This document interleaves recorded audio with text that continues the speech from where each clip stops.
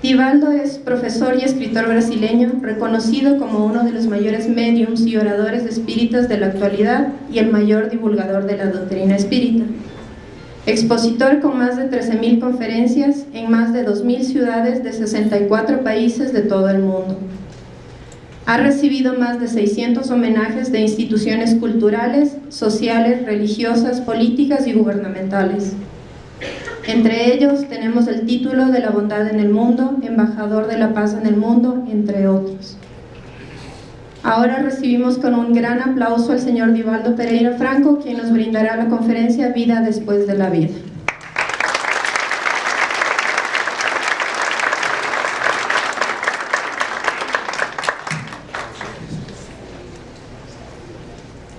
Senhoras, senhores, queridas hermanas, queridos hermanos espiritistas, nuestros votos de mucha paz. Gostaria de hablar correctamente vuestro bello idioma, pero delante de mi imposibilidad, ruego excusas antecipadamente por algunas equivocaciones que, por cierto, ocorrerán. Pero tengo la seguridad que vosotros entenderéis el contenido de mi mensaje, porque a la vez yo hablo el idioma internacional del amor. El extraordinario filósofo latino Cícero escribió que una filosofía superficial induce la criatura humana a tremendas equivocaciones. Y decía que la historia es la piedra de toque que desgasta la mentira y hace brillar la verdad. Posteriormente, Lord Francis Bacon tendrá ocasión de afirmar que toda filosofía muy sencilla conduce al pensamiento, a la negación, al materialismo. Sin embargo, una filosofía profunda conduce la mente humana a la verdadera religión. Para Lord Bacon, la verdadera religión debería ser aquella que se fundamentara en la lógica, en la razón. Como dirá más tarde Allan Kardec, que puede enfrentar cara a cara la verdad en todas las épocas de la humanidad. El pensamiento de Bacon tenía una justificativa, porque el siglo XVII se hizo caracterizar por un cambio profundo en la cultura de la sociedad. Después de las grandes conquistas del fin del siglo XV y del comienzo del XVI, después del periodo histórico del Renacimiento italiano, de la Reforma, de la Contrarreforma, la sociedad no sería más la misma, porque a partir del siglo XVII, el extraordinario místico y matemático francés Blaise Pascal iría a proponer una revisión histórica de la cultura. Había previsto que era necesario que el conocimiento intelectual, aquello que vendría del sentimiento de la religión tradicional, debería apoyarse por encima de todo en el espíritu de la amabilidad, de la gentileza, para armonizar la lógica mental con el sentimiento emocional. Y profetizaba: se la sociedad no consigue esa perfecta unión entre la lógica y el sentimiento, las criaturas humanas irán entredevorarse en la sucesión de los siglos. No es necesario decir que el pensamiento de Blaise Pascal se encuentra en esta actualidad fundamentada en la violencia. Una violencia que irrompe del mundo interior de la criatura humana gracias a sus arquetipos de orden ancestral e a la predominancia de su naturaleza animal por encima de su naturaleza espiritual, la predominancia de los instintos ao revés de la razón, conduciendo una sociedade que tiene 6.600 años de cultura, de ética, de civilización a un estado de caos. No solamente esse caos exterior em que se apresentam os denominados eventos de vida na psicologia para explicar a depressão, para demonstrar a fragilidade humana e os fenômenos complexos do medo, da ansiedade e da soledade. Vivimos uma hora histórica em que a ciência alcançou a cumbre do conhecimento, pero não ha logrado a ser mais feliz o ser humano. Podemos dizer que temos comodidades, pero matamos como los salvajes. Poseemos as técnicas de la nanatología, de las diferentes presencias de la ciencia, desde la física cuántica a la comunicación virtual. Sin embargo, no tenemos paz. Vivimos aturdidos, ansiosos, desconfiados. E como mecanismo de fuga, procuramos o álcool, as drogas aditivas, a promiscuidade sexual, hasta o cansancio que tipifica nossa cultura.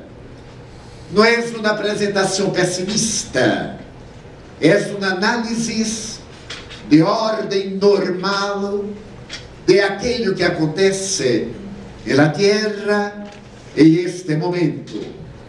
Essa proposta está fundamentada por encima de todo em uma questão muito especial, que é a criatura humana, para onde marcha o ser humano. Qual é o sentido da búsqueda da felicidade? E no siglo passado, o notável psicólogo, psiquiatra Viktor Frankl, o extraordinário padre da logoterapia, e Carlos Gustavo Jung han dicho que a meta essencial da vida não era a adquisição da felicidade, porque a felicidade, do ponto de vista psicológico e em uma visão filosófica, é muito inestável, porque aquilo que é felicidade hoje, amanhã se caracteriza como uma desgraça. A ambição que temos de alcançar uma meta em determinado momento histórico, a posteriori, constatamos que aquilo que logramos não produz a plenitude do ser e continuamos vazio. Este vazio existencial que ha levado a criatura humana a las manifestações paroxísticas da angústia, do suicídio. A Organização Mundial de Saúde informa que este momento na Terra há 450 milhões de depressivos crônicos, sem considerar aqueles que estão sem diagnóstico, aqueles que estão em terapia e aqueles que, graças aos eventos da vida, sumergirão em la depressão. A la vez, a ciência nos ha regalado de bendições, eliminando pandemias que destruíam milhões de vidas, conseguindo cambiar a estrutura da saúde na Terra. Vivimos um momento em que nosso nível estadístico de existência é para os homens 70 anos e nos países desenvolvidos, para as mulheres 75 anos. Mientras tanto, aí estão as enfermedades degenerativas, a síndrome de Alzheimer, os tormentos do câncer, a SIDA, as enfermedades ameaçadoras, todavia sem diagnóstico, demonstrando a fragilidade humana. Para onde marcha o ser humano? Está na búsqueda de prazeres. Mientras tanto, os prazeres são fugas psicológicas, porque o prazer de agora nos llena de alegria e de satisfação dos estados por futuros. Então, é necessário que hagamos uma pergunta fundamental, a pergunta da mitologia grega: quem é o ser humano? De onde ha venido? Para onde marcha? E por que sofre? São os 4 interrogantes mais tremendos da história da evolução destes 2.200 milhões de anos de nosso processo sociopsicológico da evolução. Alcançamos as estrelas, interpretamos as galáxias, compreendemos os fenômenos cósmicos, chegamos a constatar o poço de Higgs, pero atrevemos-nos a dizer que Deus não existe, que a vida é um caos, e que no momento em que há a desgregação da matéria, adviene a morte e o aniquilamento. Essa teoria, que foi apresentada no século XVII, trazendo de volta o atomismo grego, chegou no século XIX a 3 correntes fundamentais de materialismo: o materialismo histórico, o materialismo dialético, o materialismo mecanicista, que tentavam negar a realidade da vida como uma reação psicológica às doutrinas religiosas que nos mandavam com o conceito de um Deus antropomórfico, e de teorias que violam a lógica, a ciência, demonstrando que são atavismos, reminiscências eticistas, herências de nosso historial evolutivo. Era necessário que chegaram na filosofia profunda, que se fundamentara nos hechos, que tuviera como base essencial a comprovação de laboratório. E isso ha sucedido a partir do dia 18 de abril de 1857 em Paris, quando o professor Hippolyte Dion de Sarrivairo, que mais tarde seria conhecido pelo pseudônimo de Allan Kardec, apresentou a ciência espírita e lá definiu: o espiritismo é uma ciência que estudia o origen, a natureza, o destino e por cima de todos, a comunicação que há entre o mundo espiritual e o mundo material. É uma ciência de laboratório, porque o ser humano não é solamente a forma material. Essa forma material oculta uma realidade transpersonal, transcendente, que é o ser espiritual, que foi detectado por Jung ao denominar como o self da criatura humana.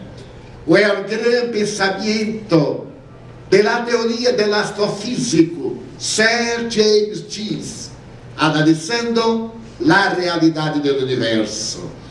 O espiritismo pudo demonstrar que a morte não é a etapa final da vida, e a cuna não é o começo da vida.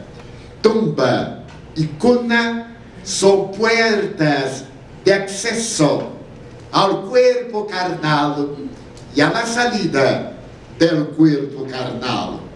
580 antes de Jesus, o príncipe Siddhartha Gautama, o Buda, lhe perguntou a um discípulo suyo: qual é o oposto de morte? E o muchacho contestou: vida. E ele disse: não, o oposto de morte é renascimento, é decir, reencarnação. Porque na história da humanidade, os fenômenos mediúnicos, aqueles fenômenos paranormais, os fenômenos anímicos, são de todos os tempos. Se remontarmos, por exemplo, à história antropológica, paleontológica, iremos encontrar entre os estudiosos de los fósseis a crença de que o Pithecanthropus erectus, o primeiro homem sapiens, creia na imortalidade da alma.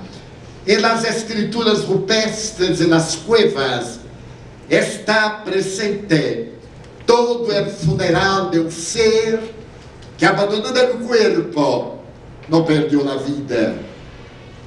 E nas hogueiras de las furnas, de las cuevas, os paleontólogos han encontrado vestígios de crenças que levam à compreensão de aqueles xamanes que se encargavam de demonstrar a continuidade da vida com instrumento, de aqueles que haviam abandonado a matéria e se transferiram para o mundo causal.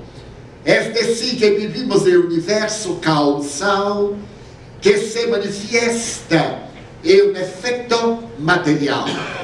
E isso está constatado desde o momento quando Albert Einstein apresentou a teoria da relatividade do tempo e do espaço.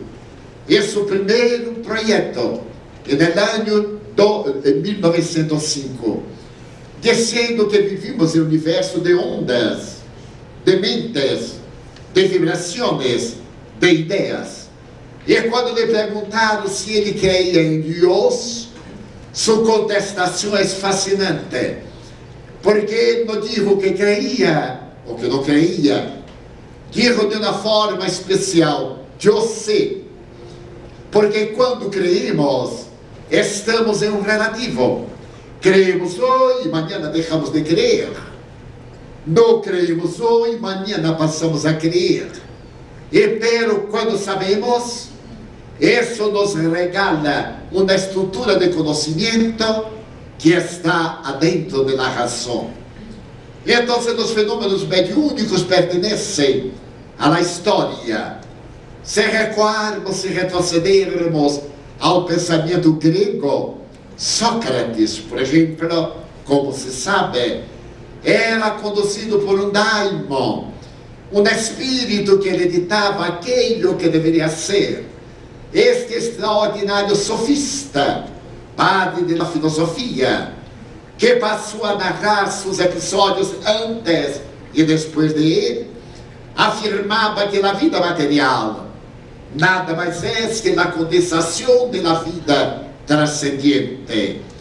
E é sua doutrina de ordem espiritualista, uma doutrina ética que chegou a nós graças a Platão, que creia na reencarnação e que afirmava: se há vida depois da vida, é necessário que nos preparemos para poder vivê-la com segurança e ter consciência reta. Um bom negócio hariam aqueles que não querem a imortalidade da alma, porque praticando todos os males distantes das virtudes, ao morir-se, seria consumido por nada. E pero, equivocação tremenda para eles, porque a vida prossegue, e há uma realidade de natureza ética, que é o bem que espera por nossa consciência.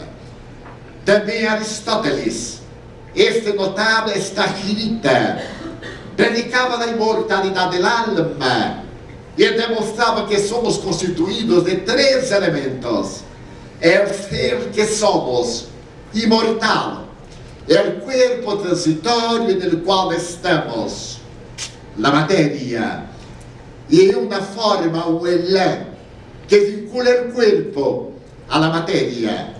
Posteriormente, Allan Kardec iria informar que o ser humano é trinitário, é um espírito imortal, que se apresenta revestido de uma camada semimaterial, a qual denominou como perispírito, e que é conhecida desde há miles de anos, e as doutrinas esotéricas, como corpo astral, entre os egípcios como Ka, e através da ciência, por mais de 200 denominações, e da matéria.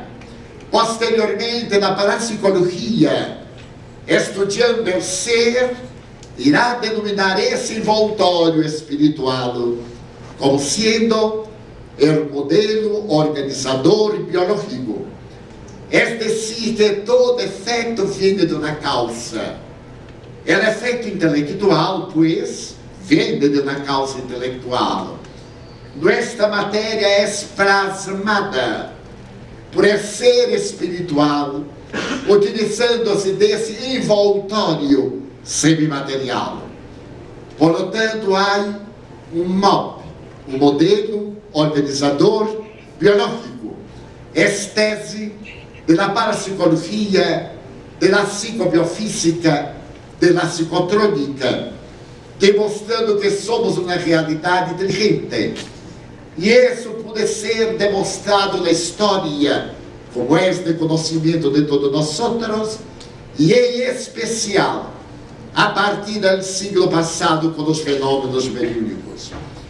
Me gostaria de referir-me en passant a alguns destes fenômenos notáveis da Igreja Católica Apostólica Romana. E no dia 7 de outubro de 1571, o Papa Pio V estava na assembleia com os cardenais. Era um atardecer. E subitamente o Papa se levanta, se dirige a uma ventana, abre-la e la mira, e volvendo-se em direção dos cardenais, muito pálido, disse: veo algo especial. É como se eu estivesse no puerto de Corinto e veo este momento a batalha de Lepanto. A batalha de Lepanto foi considerada a mais extraordinária da história da humanidade hasta a Primeira Guerra Mundial de 1914. E veio que Dom Juan de Áustria, nosso governante, termina a batalha. Nossos navios ostentam a bandeira da paz. Os moros, os turcos, estão sendo expulsados da Europa. Aleluia! Cantemos hosanas. E as pessoas creyeron que o Papa estava com uma alucinação visual. Hubiera enlouquecido. E continuando a descrever o que passava no porto de Corinto, mais de 1000 quilômetros distante, o Papa dizia: vamos abrir as igrejas, celebremos Te Deus. O governo vaticano ha conseguido ganhar a guerra. E de imediato, Roma começou a acender as luzes das igrejas. Começaram a ouvir-se as músicas de los Te Deus. E todos se quedaram aguardando que chegara a confirmação deste hecho extraordinário. E porque se retrasou muito, os romanos, que são muito pícaros, começaram a dizer que o Papa havia enlouquecido, hasta que 2 semanas depois chegou ao porto de Ostia uma embarcação traindo notícias do comandante-jefe de los exércitos papales, afirmando que aquela fecha, no dia 5, havia sido ganhada a guerra e que os turcos haviam sido expulsados da Europa. Como explicar-se essa visão à distância de um homem extraordinário, cuja doutrina teológica negava a comunicação espiritual? Pero isso foi narrado por um cardenal que estava presente, o cardenal Bussotti.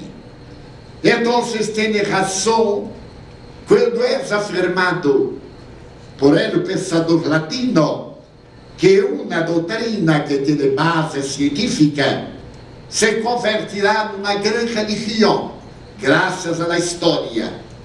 Dante Alighieri se ha muerto no ano de 1324 em Florença e ha deixado a Divina Comédia, a obra mais notável da cultura italiana de todos os tempos. Um mês depois de muerto, seu filho Jacopo teve um sonho peculiar. Teve um sonho no qual seu papá se apresentava e lhe dizia: llama a Dom Piero Giardino, que era seu advogado, e que venham a minha casa, porque a Divina Comédia não está completa. A parte final está em um cofre em la parede do comedor de minha casa. O muchacho se despierta e narra que vê a seu padre diluyendo-se delante de sua mirada. Ao amanhecer, ele vai à casa do advogado Girardino e os dois se dirigem à residência de Alighieri. E ali chegando encontram na parede um cofre, lo abrem e se deparam com os 13 cantos da Divina Comédia, los cantos del cielo. Graças a um fenômeno onírico, mediúnico, temos a Divina Comédia completa, porque o viagem hacia o inferno, hacia o purgatório, foi feita por Dante e Virgilio, o poeta latino, e pelo sua visita ao cielo foi feita por sua novia platônica Beatrice. E assim temos o fenômeno mediúnico na história da humanidade. E pero a mim me fascina a narração de uma noite 19 para 20 de fevereiro do ano 1939. A sociedade terrestre estava muito inquieta e esse ano o nazismo havia alcançado a parte mais elevada. A noite de los cristales havia começado a persecução a los judíos. Hitler estava no comando.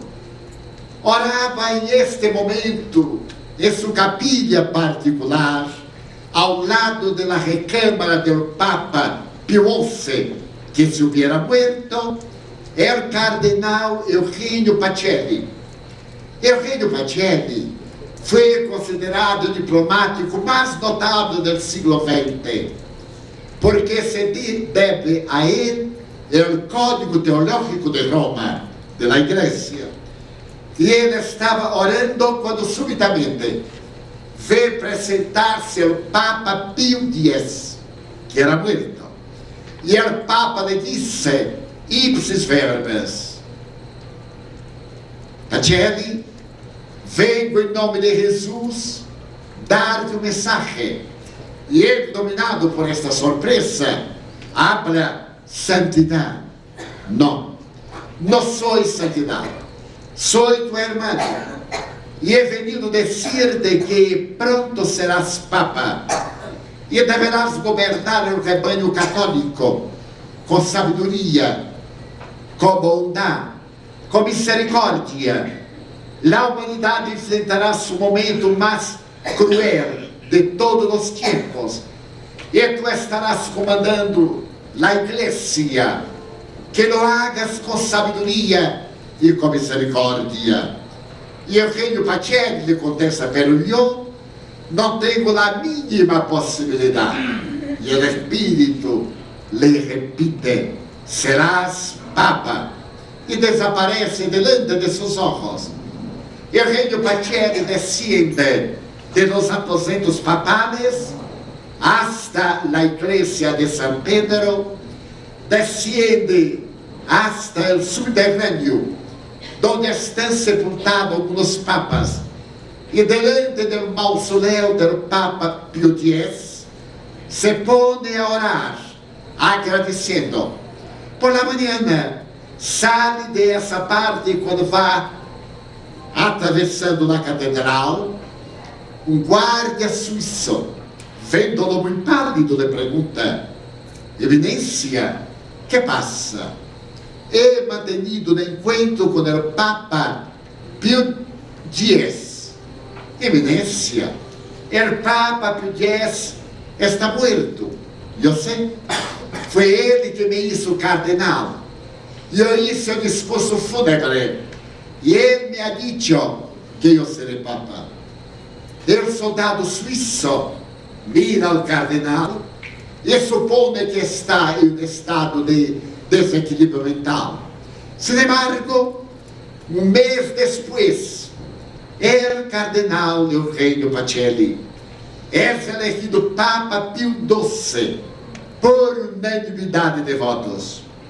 E no mês de setembro, e no dia 1º, os russos invadem Polônia. E no dia 30 do mesmo setembro, os alemães invadem Polônia. Hitler invade Áustria, a República Tchecoslovaca, e então começa a Segunda Guerra Mundial. A mais tremenda de todas as guerras. 60 milhões de pessoas morrem. E hasta hoje, a economia moral, social e financeira da humanidade sofre as sequelas da Segunda Guerra Mundial. E Eugenio Pacelli estava no trono pontifício, governando o rebanho católico. Quando ele se morre, naturalmente foi proposta sua beatificação. E averiguações de los sionistas constataram que ele havia sido o Papa de Hitler, de acordo com um livro publicado recém, que ele hubiera combinado com Hitler para não dizer nada ao respeito do holocausto judio, e no qual 6 milhões de judeus foram assassinados covardemente por o crime de pertencer a uma outra raça, que Hitler, que não era alemão, era austríaco, del Tirol, detestava. Então, a profecia mediúnica do Papa Pio X ao cardenal se convierte em uma realidade histórica. E hasta este momento, o processo de beatificação de Pio XII não teve continuidade. Podríamos aqui citar, em los vários campos do conhecimento, a presença de los fenômenos mediúnicos e da imortalidade da alma. Voltaire, por exemplo, o padre da enciclopédia, considerado materialista, ao chegar à loja maçônica, las 9 hermanas, a los 82 anos, dijo: eu não creio em Deus, é o Deus que os homens hicieron. Eu creio em Deus que hizo a los homens, porque nós criamos um Deus a nossa imagem e semelhança, um Deus de sentimentos passionais, que ama uns e detesta outros. Este Deus, ele não creia, nem eu tampouco. Pero este Deus que hizo o universo, este é lógico que creemos, que é o ser mais notável que a humanidade pode concebir, a inteligência suprema, a causa primeira de todas as coisas, como han contestado os espíritos a Allan Kardec quando lhe hizo a pergunta: que é Deus? Poderíamos recordar, por exemplo, de Condorcet, matemático francês, materialista. Ele confessava: muitas vezes tenho cálculos matemáticos para solucionar e não lo logro. Vou dormir-me e, dormindo-me, consigo equacionar os mais tremendos cálculos de matemática. É o fenômeno de psicografia.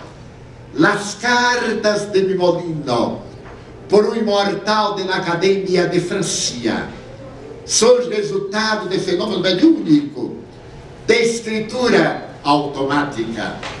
Culpo a Allan Kardec, ao Espiritismo, dizer que esses fenômenos não são de natureza mágica, sobrenaturais, não são fenômenos de hechiceria, de brujeria, são fenômenos paranormais.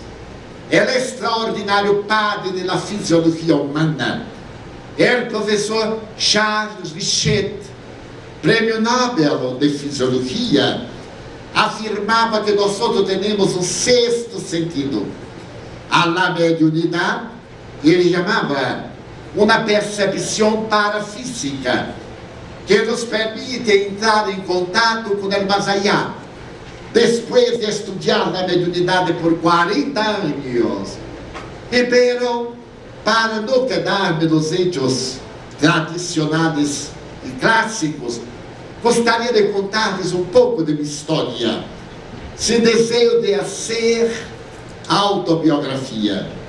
Eu sou o 13º filho de uma família modesta.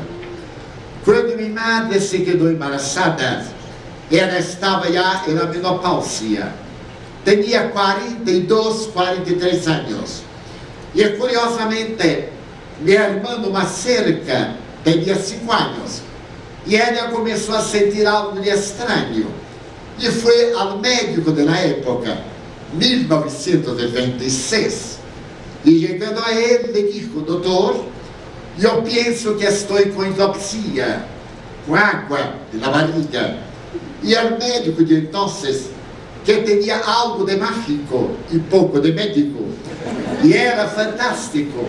Os médicos de antigamente tocavam no paciente e golpeavam aqui o hígado, e golpeavam. Era tão gracioso, não sabiam nunca, pero era uma forma agradável. Hoje, quando vamos ao médico, diz todos os exames, traga-me todos os exames. Nós nascemos todos e continuamos não sabendo nada. Se cambiou de posição clássica.